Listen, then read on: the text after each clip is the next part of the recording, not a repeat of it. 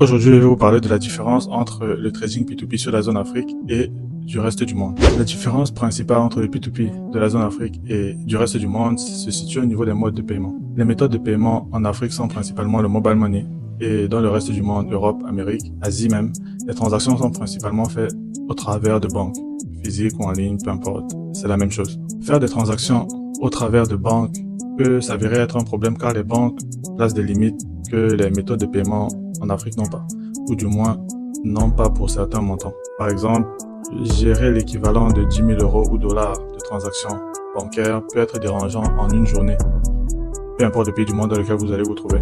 Alors qu'en Afrique, par mobile money, vous pouvez généralement faire des volumes de transactions dépassant la centaine de millions de francs CFA la journée. Une autre différence fondamentale entre l'Afrique et le reste du monde, c'est en termes de volume de transactions. Le volume de transactions dans les autres zones du monde est moins important que celui en Afrique, mais les marges y sont supérieures si c'est que votre profit général est converti en devise locale de votre pays en Afrique.